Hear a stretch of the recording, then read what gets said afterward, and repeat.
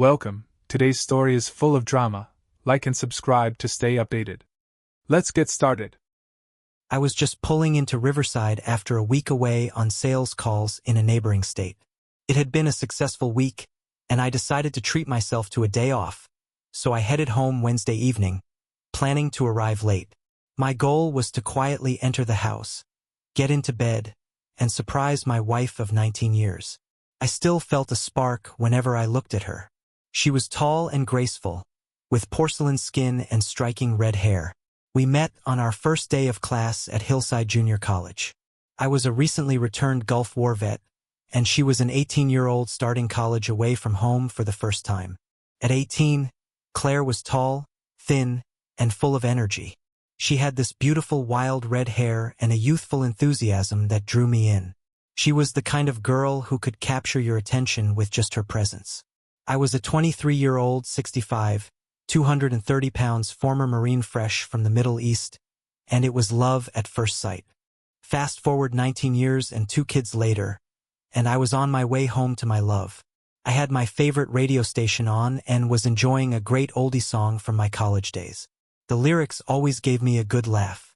It had a playful vibe, kind of like the first rap songs, but with clear lyrics I could actually follow. The first verse was especially funny. It told the story of a man who works hard every day, getting up early and heading into town. Shortly after he leaves, the milk truck pulls up to his house, and the milkman goes inside with his wife, staying there for a while. It was an amusing, tongue-in-cheek narrative, but ultimately, it was none of my business. One day, the man calls the milkman aside and tells him what was going on while he was gone, and the milkman says, "Well, I guess that's so. But do you know we're never out of milk or cottage cheese or yogurt, ice cream, or none of them other cold things? I guess he's making the best of tough times. Don't want to make waves. Can't you see? He's just making the best of tough times. Reckon I'd do the same if it was me." As I was coming down the street toward my house, I saw a car in my driveway. It was well after 1:30 in the morning. I was wondering what the hell was going on. As I got closer, I saw the front door open. It was a full moon, bright night. There were no lights on, but I could see clearly nonetheless. I saw a man dressed in dark slacks and a white shirt kiss my wife and then skip down the stairs and around his car like he was Fred Astaire or Gene Kelly in one of those old dance movies from the 50s. By this time, I had rolled to the curb and was only a couple of houses up from ours. I had turned off my lights. I guess they were so wrapped up in each other they never saw my car. To say I was surprised would be an understatement. I was gobsmacked. I had never had an inkling that not everything in our marriage was sunshine and lollipops. I loved Claire unconditionally, and she loved me the same, I thought. Never in my wildest fantasy had I ever believed this would happen to me. Many of the men I worked with in our sales organization had gone through divorce for infidelity or something similar. I sat there on the side of the street for an hour or so. After the car drove off, I saw the bathroom light come on. It was located on the back corner of our house and had a window facing the side and rear. I watched the shadow of Claire moving about in the bathroom. The light was on for quite a while. I assumed that she was taking a shower before she went back to bed. As I sat there watching the light, I was trying to figure out what to do.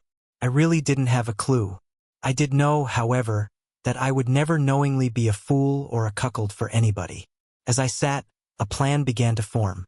I remembered the words to the song that I had just heard. I was going to make the best of tough times. I slowly drove away and went to a small local motel on the other side of town. I decided to take my time and formulate a plan.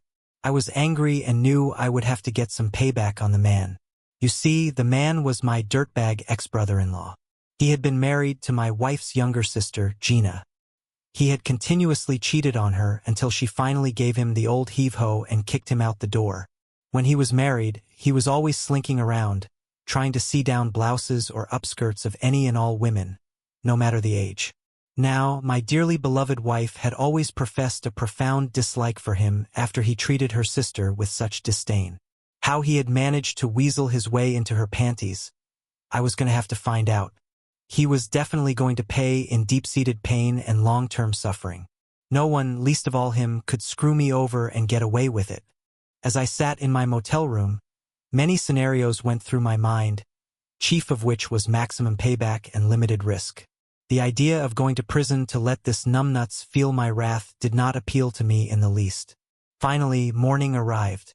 I called my dearly beloved and let her know that I would be home early. I told her I thought I would arrive around noon or so. She seemed excited that we could spend the afternoon together and maybe do something special for the evening. I told her to plan whatever she would like, and we would do it.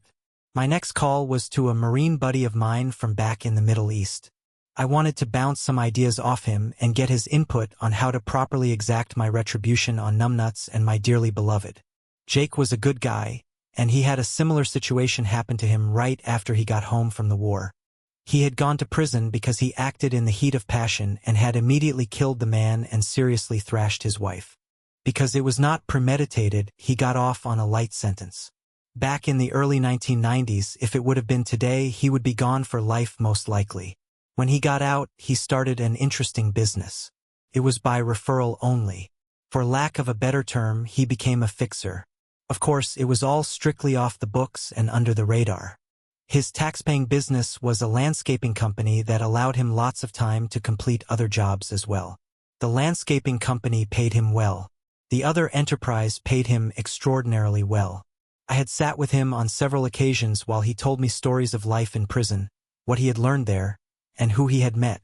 It was from his contacts in prison that he was able to get some of the extreme things done to exact the revenge that was required by the client to regain some sense of well-being, now that their enemy was no more. We set a time to meet for breakfast that very morning. I love it when a plan comes together, and this one was coming together very fast. After calling my friend and setting up a meet, I had some time to kill. I sat there and thought about the recent past to see if I could come up with some explanation that would have clued me in on what was going on with my wife. From what I had seen the previous night, things were not as I had believed them to be. I had been happy, and I had always looked forward to getting home to Claire after a week on the road. I normally went on the road 2 weeks a month. Had this thing with numbnuts been going on for a while, or was it new? I would have to do some digging and try to find out more. My plan was to get recompense from numbnuts and Claire. I reasonably believed that what I saw was a goodnight kiss of lovers after a pleasant evening together. Big problem was that she was married to me and he was divorced, a sleazeball. He was divorced precisely because he could not keep his Johnson in his pants. As I sat there, an overwhelming cloud of sadness descended on me. Why me? What had I done? If Claire wanted some strange, why on earth with numbnuts? What on earth could he have that I did not? Time would tell. My emotions seemed to continue to spiral down. I got ready to leave and meet with Jake. I got out to my car, and all of a sudden, the tears started to flow. I am not normally an emotional person. I have always kept my emotions under tight rein. I was really not expecting it. My body began to shake, and the tears just seemed to gush. I let out a wail of despair, leaned my head onto the steering wheel, and sat there and sobbed. I felt like my life was circling the drain, and Claire had her hand on the lever to flush it all the way down. The meeting when I arrived at Tony's diner, Jake was already there, watching me come in. I slid into the booth and he extended his hand to shake. "Hey, Matt, how are you?" he asked. "I feel like warmed over shit," I admitted. "Sorry to have to call you, but I need some advice. Some help." "Okay, tell me all about it." I went on to outline what I had seen and what I was feeling at this point. It didn't take me long because I really didn't know much, just what I had seen and what I was imagining as a result of it. "Jake, those are the facts as I know them to be at this point. I know they're kind of slim right now. I hope, with your help, to fill in the blanks. If it is as I believe, I am going to take action, and numbnuts and Claire are not going to like the outcome of their dalliance. I am really finding it hard to come to grips with the idea that Claire would cheat on me, especially with who it is. She's always talked about how much she despised him after what he did to her sister, Gina. Okay, what do you want to do?" "Well, that's why I called you. I figured that since you had first-hand, personal experience with this sort of thing, you could kind of guide me on what to do. I really don't want them dead. Yet, my initial reaction was they are guilty, and they need to be punished, and it needs to be swift and decisive. That hit me in the first hour as I sat outside the house. I was numb and hurting all at the same time. My initial thoughts went something like this. Did I want to kill him? Yes. Did I want Claire to hurt as much as I was hurting? Yes. With those two questions answered, what did I do next? That's why I called you. Jake took a deep breath and asked, just a couple of questions, Matt. What are your immediate plans? Are you still going to go home at noon and try to act like everything is all right? Yeah, that was my plan. Do you think you can keep rain on your tongue and not confront Claire until you have more info? Yeah, I think I can. And even if I can't, I guess things will just come to a head more rapidly. I think I can continue to act stupid and loving. I need to understand why first before I go through with whatever the final resolution may end up being. Okay, Matt, just promise to call me if you feel you're losing it and need someone to talk to. In the meantime, I will get on getting a tail on your ex-brother-in-law and put him under surveillance 24/7 until we get the information we need. Remember, you are going to have to put on the performance of your life. After being married to Claire for 19 years, she will recognize anything in your behavior that is not normal, and she will most likely ask you about it. So be prepared to answer her with something reasonable, maybe a work-related problem that has you concerned or something like that. I sat there thinking about what Jake had just said. He was right. How was I going to face her and keep a straight face or act like nothing was wrong? Matt, I've got to get going. I'll be in touch as soon as I know anything. Okay? Yeah, sure, I kind of mumbled to him and he left. Last night, I thought I had it all figured out. Now, the reality was starting to set in, and I really didn't know how to handle it. I sat there, staring at my food, and eventually pushed it away, uneaten. It was only another hour or so before I was supposed to go home to a happy home and be happy to see the love of my life, the woman who I had lived with for 19 years, who had been the most important person in my life. I thought about the girls, Erin and Eve. We had two happy twin girls 18 years ago. Now, they were away at college. They had only left for the fall semester 2 weeks ago. Thank goodness they were out of state, and hopefully they wouldn't get snagged into what was to come. I got up and left the restaurant and made it to my car before the tears started to flow again. I just sat behind the wheel and sobbed into my hands. I knew deep down that I couldn't face her feeling the way I did at the moment. I needed to get my head screwed on straight. How? I didn't have a clue. I didn't know who to turn to. I thought Jake would give me directions all signed, sealed, and delivered. We never got there. He just listened. And when he left, I was no better off. I knew I had to pull myself together. I decided to take the coward's way out. Hi, Claire. I thought I'd better call you and let you know I am still in Michigan. The car started giving me trouble as soon as I started it this morning, and I only got down the road a few miles when the car stopped. I have it in a dealership and should know more later. I will call you later on when I know more. Matt, do you want me to come and get you? How far is it? No, it's okay. I am sure they will get it fixed. Right now, they haven't even gotten it into a mechanic yet. I'll let you know when I know more. After I hung up, I drove to the far side of the city and found a park to take a walk in. I was walking slowly around the edge of a lake when I spotted a bench. I sat down, and just as soon as I did, some ducks started to show up. They came out of the water and waddled toward me. I was kind of taken aback by their attention until I heard a voice coming from behind me. You silly ducks, he doesn't have any food for you. I turned to see an older man with white hair walking toward me. He smiled. I'm sorry for being late. The bus got behind schedule. I've got your food right here. With that, he sat down beside me and proceeded to open a sack, pulling out bread crusts and chunks for the ducks. They pressed forward until they all had a chunk and were trying to bolt it down dry. Some did and came right back for more, while others took theirs to the water, chewing as it soaked. I sat there watching the whole production until the man ran out of bread. The ducks seemed to know that there was no more food. They kind of looked at me expectantly, and when nothing more was offered, they waddled off onto the grass, looking for bugs. Hi, I'm Leo. I guess I've spoiled them. I come every day and feed them. As soon as I sit on this bench, they come flocking around. Sorry if it disturbed you.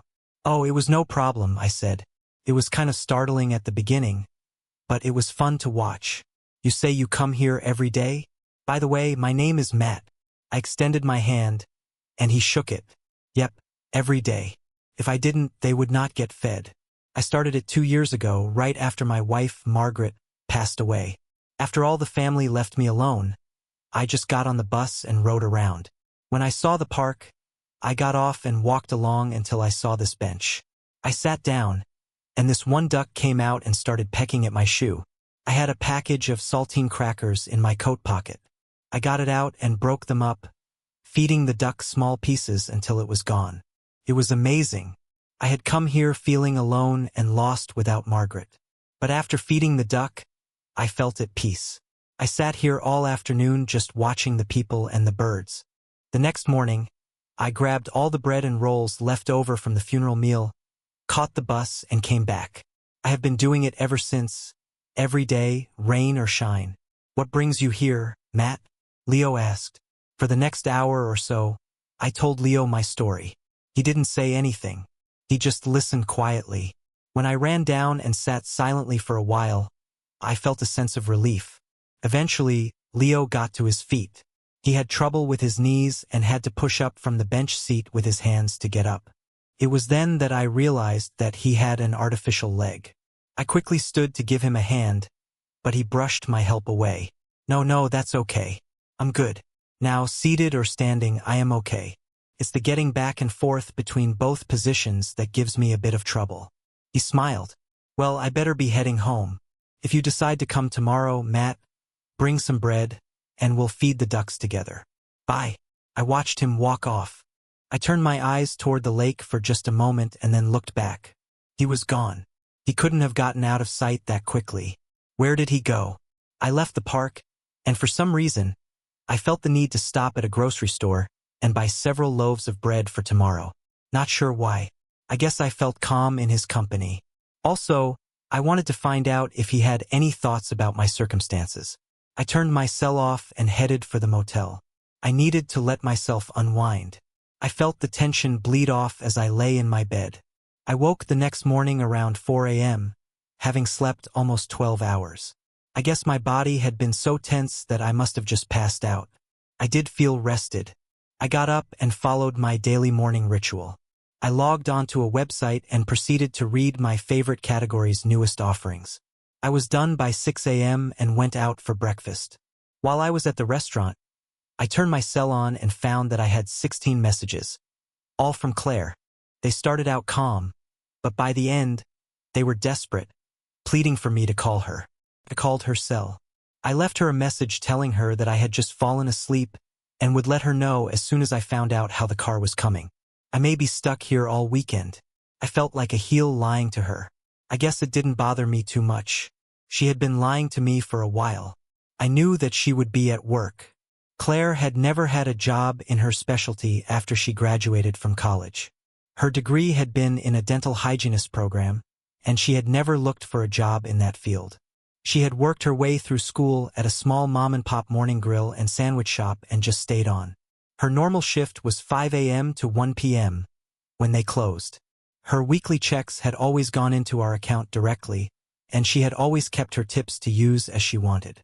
Over the years, she must have made good tips because she was always buying extras for the house or for the girls.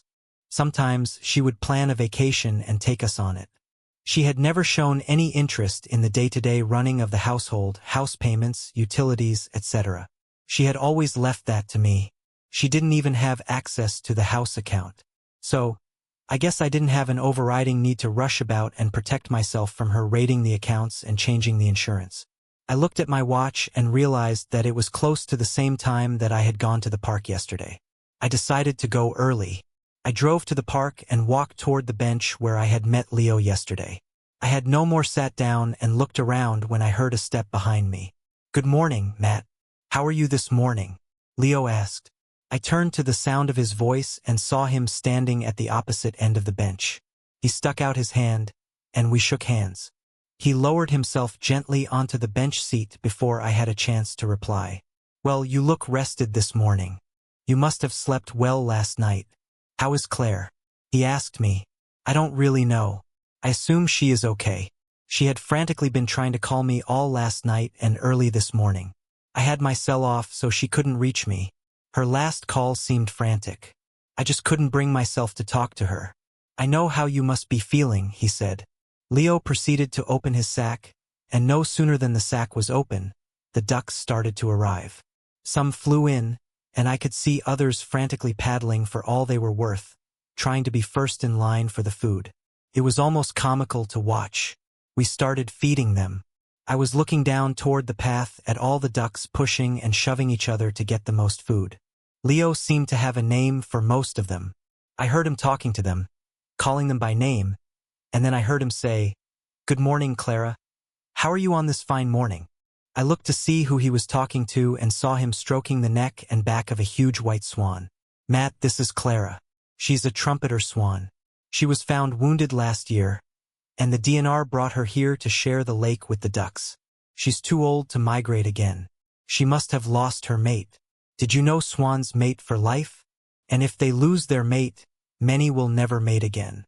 I sat and watched him feed the swan and the ducks. Clara seemed to take it as her due that she should get preferential treatment. She would reach out to his hand and delicately take the proffered piece of bread, while Leo fed the birds. He started to talk. "Matt, I thought long and hard about your situation last night. I think I might have a perspective that you might find interesting. Margaret and I had our problems too, but we managed to overcome them. We were married 40 years before she went home. You know, sometimes things are not always what they seem. Now, I don't doubt what you saw. I fully understand your reaction to it. My concern is that you not take any action until you know all the facts." Just then, my cell started to ring. I looked at the screen and saw it was Jake. I answered it. "Hey Jake. Morning, Matt. I just left your house, and all the surveillance gear is installed. We should know more soon. Have you been home?" "No, I chickened out and spent the night in the motel again." "I completely understand," he replied. "I'll be in touch as soon as I have anything." Leo waited for me to finish the call, then continued. "Margaret and I had been married about 7 or 8 years when a new neighbor moved in down the road. We were farmers, and he had just purchased the house and buildings from the estate of our oldest neighbor, who had passed away the previous fall. He moved in around early April that year. We did like all farmers do. We went down to bring him some of Margaret's good home cooking and a nice apple pie fresh out of the oven. His name was Harold. He was a good-looking young man. He began acting polite and helpful toward Margaret. He was about 10 years younger than us and had a lot of confidence in himself. He kept giving Margaret all kinds of attention and ignored me as though I wasn't there. He helped her get seated at the table, fawned all over her. Now, I will admit that this young man's actions seemed totally innocent when taken at face value. To me, he just seemed kinda smarmy. I thought it best that we make our visit short and hustle Margaret out of there. She seemed a little miffed because I made her leave before she was ready. She thought I was rude. Frankly, I didn't care. I just wanted them apart. I decided then and there to be on my guard for a while. I didn't want a snake slithering into my henhouse. I for sure didn't want him going after my hen. It was spring and I had to spend long hours in the field, sometimes over behind the hill, and I would be out of sight of the home place. One day, a week or so later, I was on the far side of the hill, almost as far as I could get from the home place, when I saw a plume of dust coming over the horizon from the direction of the road. Now, we lived at the dead end of the road. Normally, we didn't have drop-in visitors. Most of the neighbors who wanted to see me would drive the edge roads of the property, and when they saw me, they would park on the road or drive into the field and come over to where I was working to visit. Margaret had a wives' club once a week with some of the local neighbor wives on Thursdays, but this happened to be Tuesday. I decided to see who had come to the house. I got off the old John Deere and let her sit there and idle. Now, a farmer would know it was just idling. Someone who had not been raised around John Deeres would not know the difference between one pulling and one idling. I took the shortcut through the pasture and came up on the house from the blind side. I peeked in the kitchen window and sure enough it was old Slither, his sorry ass from down the road. He was fawning all over Margaret as she tried to serve him coffee and pie. She was gushing from all the very personal attention he was giving her. Margaret was a born and bred farm girl, unaccustomed to all the city-style attention and compliments he was showering on her. It was clear he was smooth with his words, and she seemed to be enjoying the flattery. As I observed, he got up to help her with the dishes, standing close behind her. His presence seemed to catch her off guard, and she stiffened slightly, unsure how to react to the unexpected closeness. "Oh, Harold, you mustn't do that. You know I am married, and Leo wouldn't like it." "Well, Leo isn't here. You liked it, didn't you?" Margaret was flustered. I am sure she didn't know how to handle this kind of pressure from a man she barely knew. Now I was pissed. I almost went in and confronted him for his behavior. I reasoned that this was not Margaret's fault. Oh, Slither was a master at corrupting women. Well, I must tell you that at that moment, I resolved that Margaret was not going to be the next woman that he corrupted. Leo paused, watching Clara glide across the water. "You see, Matt, a man has to protect what's his. But sometimes it's not about force. It's about knowing when and how to act. I'm not saying you should let this go, but I am saying you should make sure you know exactly what's going on before you decide how to handle it." I sat there, staring at the water. Leo had given me a lot to think about that I sat there in silence, staring at the water as Leo fed Clara a few more pieces of bread. His words weighed heavily on me. I had already made up my mind about Claire and numbnuts, but what if I had jumped to conclusions? Could I have misread the situation? No, I saw what I saw. Still, Leo's story was making me consider something I hadn't before. Maybe there was more to the situation than I knew. As if reading my thoughts, Leo said, "Matt, a man should never act without all the facts. Once you know the full truth, then you do what you gotta do. But if you go off half-cocked, you might end up regretting it." My phone rang again. This time, I saw that it was Jake. "Morning, Jake," I answered. "Morning, Matt. I've got some information for you. I don't know what to make of it yet. It seems kind of weird. Can we meet for coffee? Same place?" "Sure. I'll see you there in about 15 minutes. I turned to Leo. "I gotta go, but I'll be back." He nodded, but there was something in his eyes, something that told me he knew exactly what was coming next. I arrived at Tony's diner at the same time as Jake. We walked in together and went straight to a booth in the corner, away from everyone else. Once we had coffee in front of us, Jake leaned in. "We've had the house under surveillance for 24 hours now and have followed Claire whenever she went out. We also tapped her cell and house phone." I nodded, waiting for the worst. "In that time, all she's done is go to the grocery store and try to call you about 24 times. Every single one of those calls went to voicemail." "Yeah, I know," I said, holding up my phone. Jake continued, "She did receive a call from your ex-brother-in-law. He wanted to set up a meeting with her for this coming Monday after you went to the office. She told him that she couldn't and wouldn't meet him ever again. That made me sit up straighter." "She told him that?" "Yeah." "Then he threatened her. Said if she didn't meet with him, he would tell your daughters that she was a cheating whore. He said he had proof that she was cheating on their father with some man from the diner where she works. Apparently, he saw her coming out of the Westin Hotel with a man and drew his own conclusions. He contacted her about it last Wednesday and threatened her. I have the entire conversation on tape." He slid a small cassette player across the table to me. I hesitated before picking it up. "Are you telling me that you don't think Claire was a willing participant in what I saw Friday morning?" Jake leaned back. "From what I've heard and seen so far, it has all the signs of a blackmail attempt gone bad. She told him that whatever happened, it would never happen again, and that he could go to hell. He kept threatening her, demanding that she meet him. She hung up on him. After that, we have her on audio crying in the house. He tried to call her back multiple times. Then he drove by late last night and went to the door after not seeing your car in the driveway. He banged on the door and yelled at her. We have video of that too." I felt my jaw clench. "So what do we do now? Can you give me another day or two to look into this?"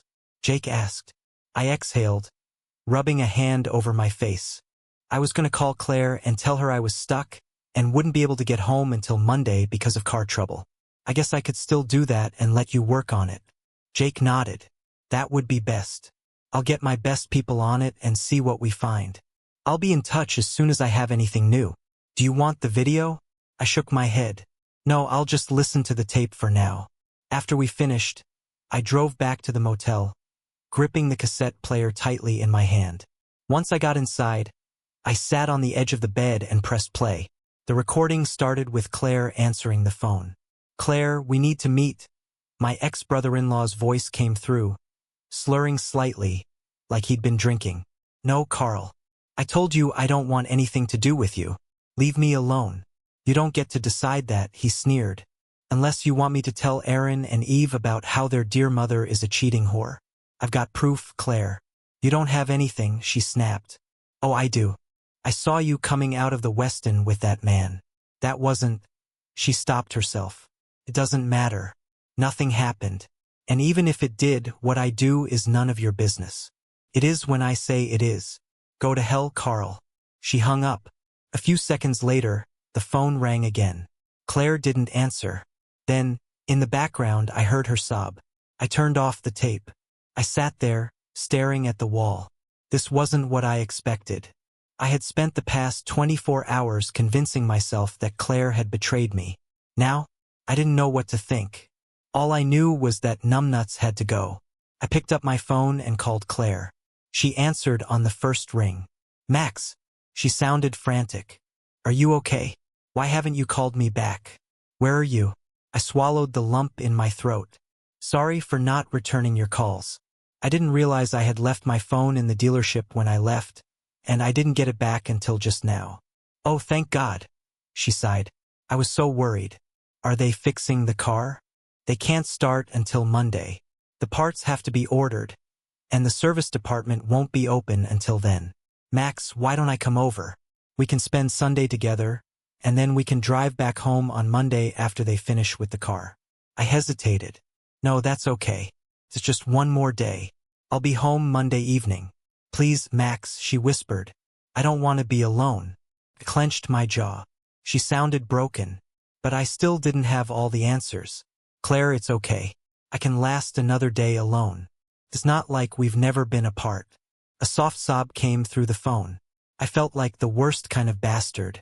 Max, I love you, she said. I didn't reply. I could hear her crying softly before I hung up. I didn't feel good about making her cry. In all our years together, I had never knowingly made her cry before.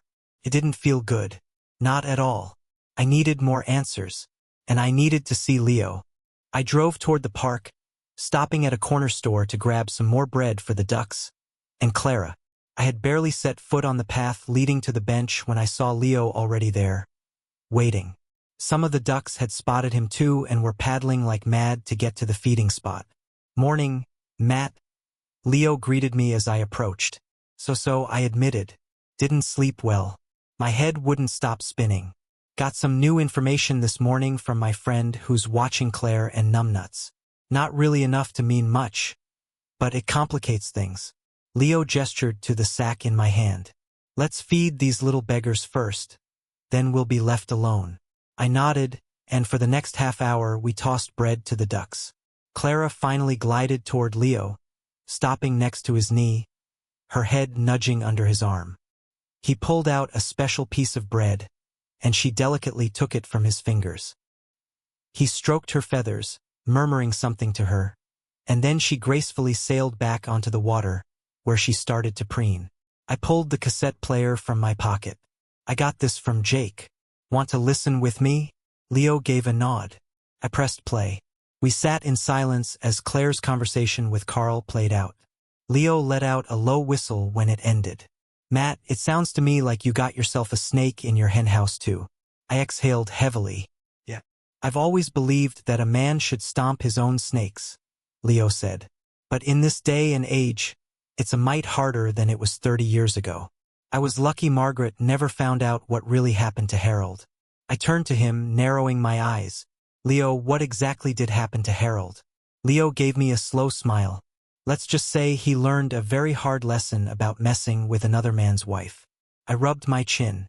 Wish I had a power auger myself. I'd plant Carl 10 feet down. Leo chuckled. Problem is, you don't have one and you don't live on a farm.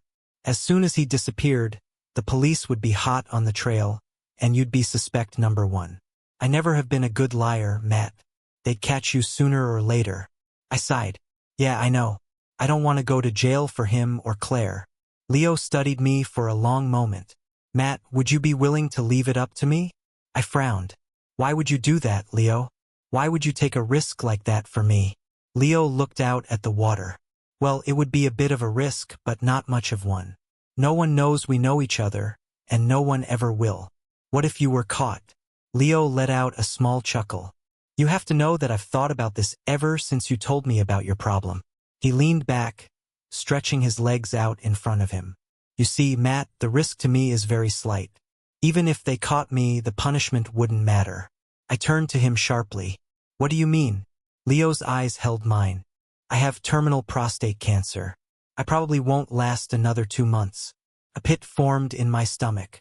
I started feeling bad inside a couple of months after Margaret died. Leo continued. I just never went in to have it checked until it was too late. They gave me 6 months, 5 months ago. I swallowed hard. Leo, I'm ready to go, he said simply. I want to see Margaret. Without the morphine, I wouldn't get through the day. I clenched my jaw, unsure of what to say. Leo smiled slightly. I know what you're thinking, Matt. But don't feel bad for me. My life's been a good one. I got to love one woman for 40 years. I don't have any regrets. I exhaled. I can't believe I'm even contemplating the demise of another human being. Leo. But Carl, he's a waste of oxygen. Leo nodded. Some men just don't deserve to be walking around, ruining good people's lives. I rubbed my forehead. How would you do it? Leo shook his head. Better that you don't know, Matt. That way you don't have to lie. I sighed. Yeah, you're probably right. Leo placed a firm hand on my shoulder. Now, Matt, as much as I like your company, don't come back here feeding the ducks. I'll really miss our talks. But it would be better if you didn't meet me here anymore. You go on home Monday and act like nothing is wrong. Do your best to pretend life is normal. He hesitated. I'll take care of the problem. I looked at him, my chest tightening. Leo, I don't know what to say. This whole situation feels unreal. Here we are, plotting the death of another person. Though admittedly, someone of the lowest character. Leo smiled knowingly. Matt, sometimes the world is just better off with one less snake. I hesitated before finally nodding. Now, Leo said, standing, go home on Monday and take care of Claire. And don't say a word about me to Jake. Leave all the surveillance in place so that, if any questions arise, he can vouch for where you were the entire time. I stood up with him. Leo extended his hand. I gripped it, and without thinking, I pulled him into a hug. For a long moment, we stood there in silence. Then I turned to walk away. Just before I reached the path leading out of the park, I turned back to look at him. Leo was gone. Not a single duck remained. Clara was gone too. There was no duck poop on the sidewalk. No crumbs. It was like he had never been there at all. A shiver ran down my spine. I turned and walked away. As I reached the street, my eyes landed on a city-maintained garden bed. A single rose bush sat at the edge. A dark crimson-red rose stood tall. I bent down, reading the label. Mr. Lincoln. It was a showstopper. Even though it was fall, it stood vibrant, defying the changing season. On impulse, I stopped by a garden center and bought a potted Mr. Lincoln rose to take home. I thought Claire would like it. I thought it would be nice for us to plant it together. Meanwhile, somewhere out there, Leo was stomping on a snake. I drove down the street toward Carl's house. He was outside washing his truck, completely unaware that his life was about to take a very unexpected turn. He gave me an idea. I went home to get what I was going to need later on in the evening. Then I drove back, parking around the block. I walked casually down the street, carrying a plastic bag of dog poop in one hand and a pooper scooper in the other. I made my way toward Carl's house. His truck was in the garage with the garage door open to the street. I walked up the sidewalk and banged on his side door. He answered almost immediately. Yeah, he said, looking me over. Hey, sorry to bother you, young fella, I said, putting on an old man act. I think my dog ran into your backyard. Do you mind if I have a look for her? I held up the bag of poop and the scooper. Carl scratched his head. Sure, go ahead. Just clean up any mess she made. I don't want any landmines left in my yard. He laughed. I forced a chuckle. I walked toward the backyard, calling out, Sadie, Sadie, come on, girl. I know you're hiding back here. Come on out. Carl followed me, watching. I took a few steps onto the grass, looking around. No, Sadie, I sighed. I turned to him. Looks like she kept on going. She's probably home already. Yeah, probably, Carl muttered, turning back toward the garage. Hey, I said, pointing at his truck. That's a real nice pickup you've got there. What kind is it? Carl's chest puffed up a little. Brand new Dodge Ram 3500 diesel, he said proudly. I'm gonna enter it into pulling competitions once I get all the modifications done. Come on, I'll show it to you. He walked back into the garage and hit the button to shut the big garage door. The lights turned on, illuminating his truck in all its polished, red glory. She's a beauty. Huh? He grinned. Yeah, I said. And just as he turned to look at me, I hit him with the cattle prod. He dropped like a sack of bricks. I reached into my pocket and pulled out some industrial-strength zip ties. Within seconds, his hands and feet were bound. I waited for him to regain consciousness. Took a moment, but when he came to, he was groggy. I helped him sit up on the tailgate of his truck and ripped a piece of duct tape off the roll, slapping it over his mouth. He tried to make noise. I held up the prod. He shut up real fast. Now listen, I said calmly. I'm going to give you one chance to tell me the truth about what you've been doing with Claire. If you lie, you're dead. Do you understand me? Nod your head. He nodded frantically. Good. I yanked the tape off his mouth. He yelped in pain. Shut up, I warned. I don't want to hear a damn word unless you're answering a specific question. Now, I've got this little tape recorder here. You're going to talk real slow and real clear. You don't know how much I know, so don't even try to lie to me. Start talking. Carl swallowed hard and started spilling his guts. It was the most pathetic, convoluted story of greed and stupidity I had ever heard. The short version? He needed money. He saw me as a way to get it through Claire. She was just the means to an end, and screwing her was a bonus in his twisted little mind. Only problem? She hadn't played along. That night I saw them together, he had just started making his move. He had grabbed her, pulled her onto the porch, and forced a kiss on her before she could get away. That was what I had seen. Claire hadn't been a willing participant. I turned off the tape recorder. I said, I always knew you were a piece of shit. But this is a whole new level. Carl started babbling, begging me to let him go. Shut up, I said, pulling out a syringe. His eyes widened in terror. I jabbed the needle into his arm and pressed down on the plunger. It was a heavy-duty animal tranquilizer, strong enough to knock out a bull. Carl's eyes rolled back, and his body slumped. I caught him before he fell off the tailgate and shoved him into the back seat of his own truck. Then I drove. For hours. Through back roads, cutting across state lines, heading toward a very specific destination. Leo's farm. By the time the sun came up, I had pulled into his property, deep in the countryside, where no one would hear a damn thing. Leo was waiting for me, standing next to an old bulldozer. Sipping coffee like this was just another morning. I stepped out of the truck and nodded at him. Leo grinned. You're right on time. Together, we unloaded Carl. Leo had already done the prep work. A deep trench had been dug in a spot where he had been planning to build a pond for years. The perfect resting place. Leo walked over to Carl's unconscious form, nudged him with his boot, and let out a small sigh. Matt, he said, I think the world will be a little quieter after today. I didn't say anything. I didn't need to. Leo pulled out a second syringe. One filled with something that wouldn't wear off. Carl never woke up. Leo and I worked in silence. The truck went into the hole first, followed by Carl. Then Leo fired up the bulldozer. An hour later, there was nothing left but fresh earth. Leo patted the ground with his boot, nodded in satisfaction, and turned to me. You should head back, he said. Leo, I hesitated. He shook his head. It's done. You go home, take care of Claire. Make things right. I nodded.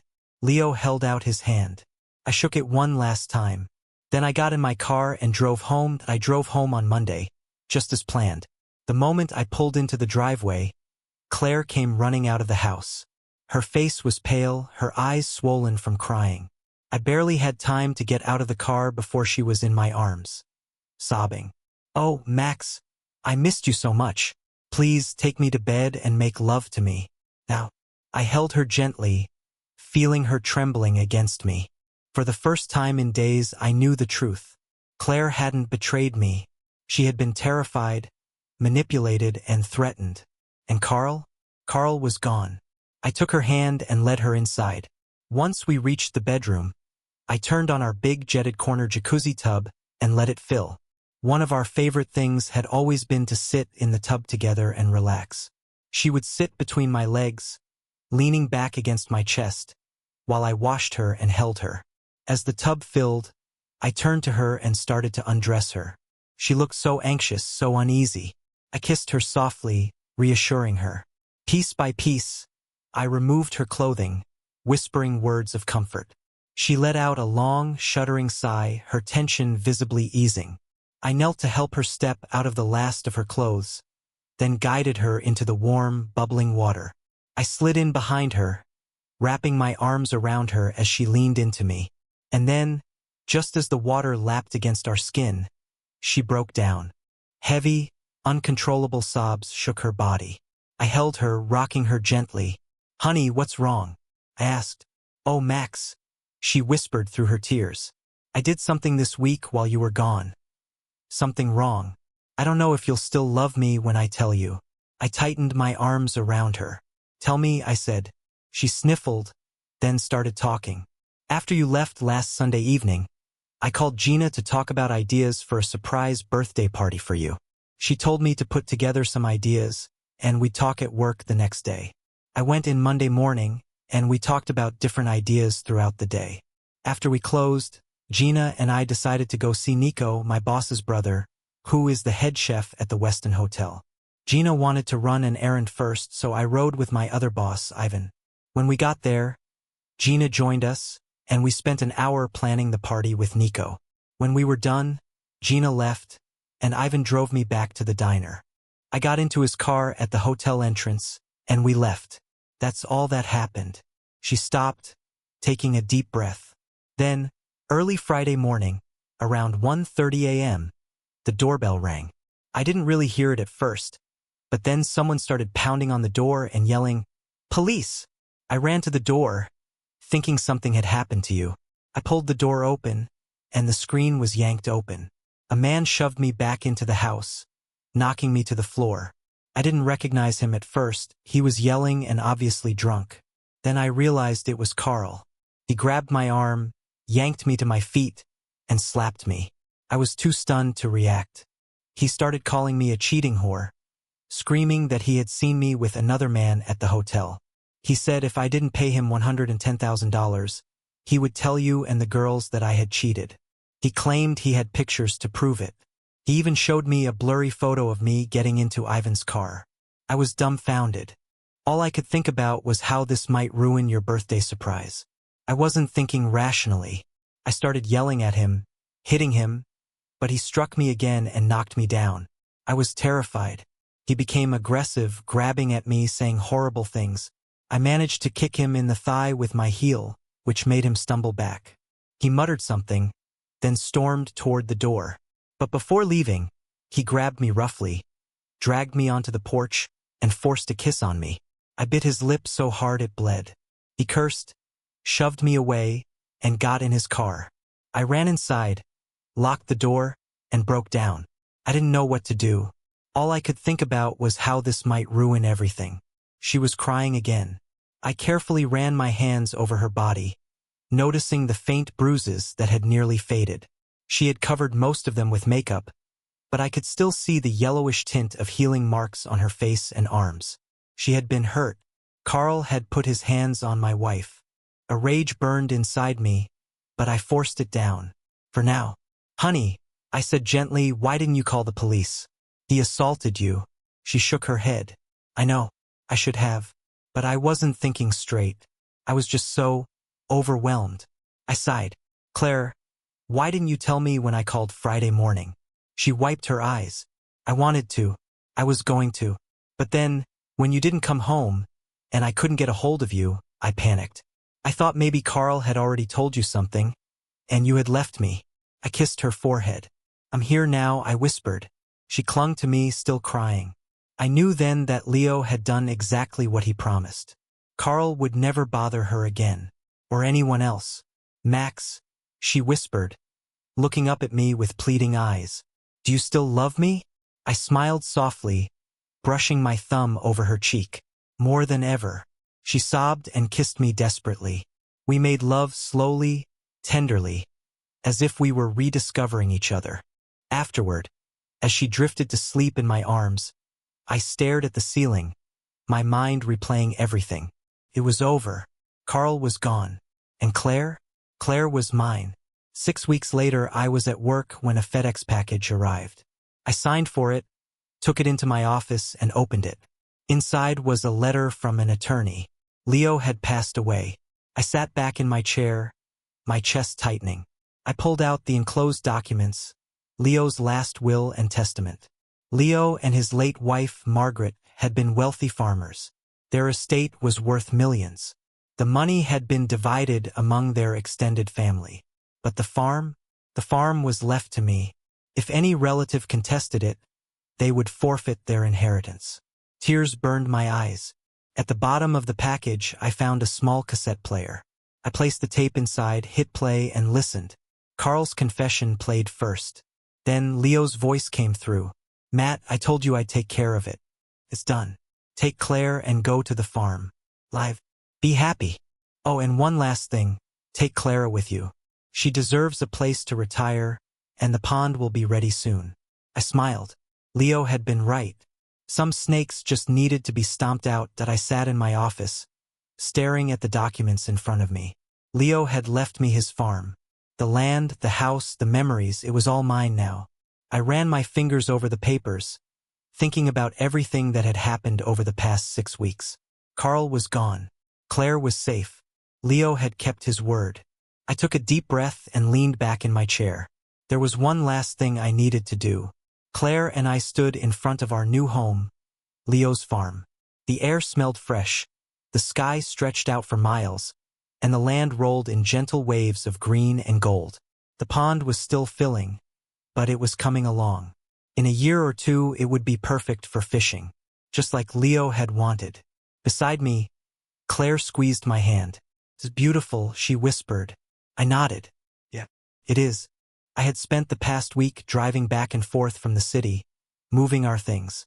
Claire had wanted to come with me, but I had insisted she stay back and pack, letting me handle the logistics. I wanted her to see this place for the first time when everything was ready. And now here we were, a new beginning. Claire turned to me, a soft smile on her lips. "I love you, Max."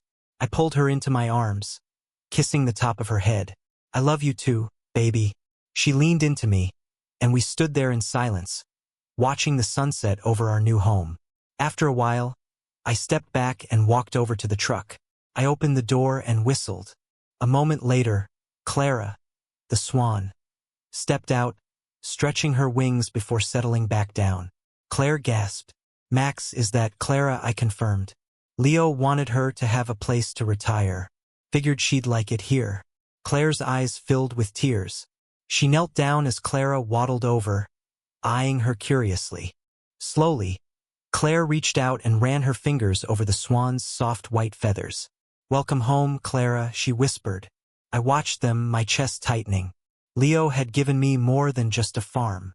He had given me a future, a chance to start fresh, to build a new life with Claire, to let go of the past. I walked over to the truck and pulled out a small potted plant, the Mr. Lincoln rosebush.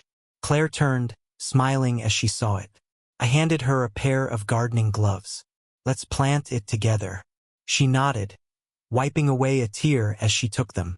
As we dug into the rich soil, preparing a place for the rosebush, I felt something I hadn't in a long time. Peace. Somewhere out there, Leo was smiling. The snake had been stomped, and life was just beginning.